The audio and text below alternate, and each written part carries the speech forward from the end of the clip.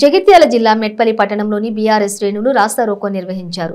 రాష్ట్ర మంత్రి కేటీఆర్ పిలుపు మేరకు కల్వకుంట్ల విద్యాసాగర్ ఆధ్వర్యంలో మెట్పల్లి పాత బస్టాండ్ దగ్గర జాతీయ రహదారిపైన బీఆర్ఎస్ పార్టీ ప్రజాప్రతినిధులు, నాయకులు ఖాళీ గ్యాస్ సిలిండర్తో బైఠాయించి ధర్నా నిర్వహించారు.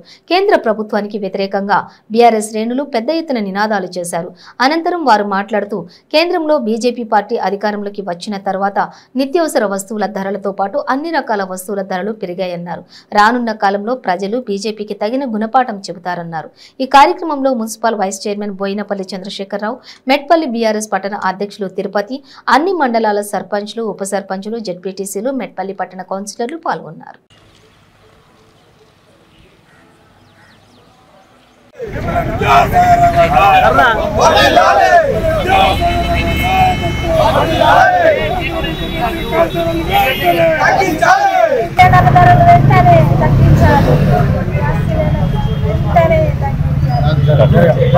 ఈరోజు కేంద్రంలోని బీజేపీ ప్రభుత్వం ఏదైతే ఉందో సామాన్యుని నడ్డివిర్చే విధంగా కనీసం నిత్యావసర సరుకులే కాదు, కనీసం వంట వండుకునేందుకు గ్యాస్ కూడా ఒకప్పుడు 2004 లోపల 400 రూపాయలు ఉన్నటువంటి గ్యాస్ సిలిండర్ 2014 లోపల 400 ఉన్నటువంటి గ్యాస్ సిలిండర్ ధరను ఇవాళ రమారమి 1200 రూపాయలకు చేర్చి ఇవాళ పేదల ప్రభుత్వం ఇంకా వేరే మతాల మధ్య చిచ్చు పెట్టే ప్రయత్నం మెజారిటీ ప్రజలు ఈరోజు మరి భారతదేశంలో ఎవరున్నారో వాళ్ళకి తెలుసు.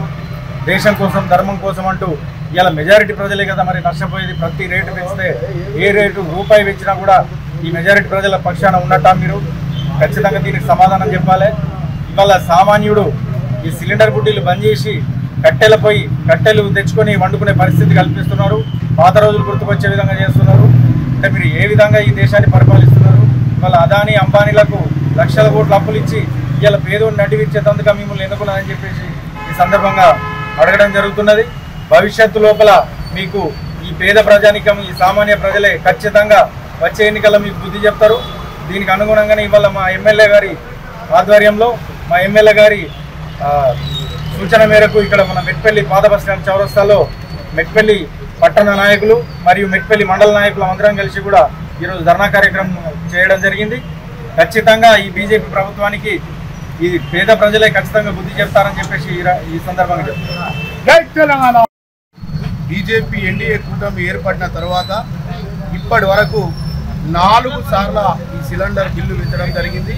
సిలిండర్ సామాన్య మధ్యతరగతి పేదవాడి యొక్క కూడును దొంగిలించే విధంగా పెంచుతూ వారికి సౌకర్యం కల్పిస్తానని చెప్పినటువంటి మోడీ ప్రభుత్వం అప్పుడు సిలిండర్లతో ధర్నా చేసి అప్పుడున్న ప్రభుత్వాన్ని గద్దెదించిన ఈ మోడీ ప్రభుత్వం అదే సిలిండర్ను పట్టుకొని ఇప్పుడు దేశ ప్రజలందరికీ రుణభారంగా చేస్తుంది. కనుక సామాన్య మధ్యతరగతి పేద సగటు జీవి బతికేటటువంటి వంట చేసుకునే వంట గ్యాసులు పెంచడం అనేది చాలా దురదృష్టకరం.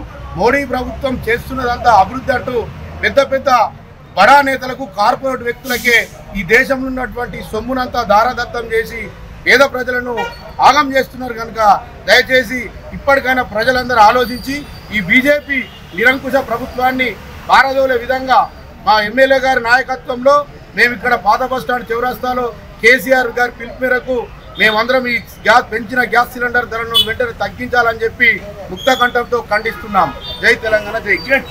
నిత్యావసర వస్తువులే కాకుండా ఇలా గ్యాస్ సిలిండర్ ధరలు వేరి మహిళల్ని చాలా ఇబ్బందులకు గురి చేసే విధంగా నరేంద్ర మోడీ నాయకత్వంలో కూడా ఉన్న బీజేపీ ఏదైతే గవర్నమెంట్ ఉన్నదో, సెంట్రల్ గవర్నమెంట్ నిరంకుశ తత్వంతో సామాన్య జనానికి వంట చేసుకునే పరిస్థితి కూడా లేకుండా చేసి కట్టెలు పోయి నాటి జామాల 20 ఏళ్ల కింద కట్టెలు పోయి ఎట్లయితే వాడుకున్నారో అదే స్థితి తెచ్చే పరిస్థితి ఏర్పడుతుంది.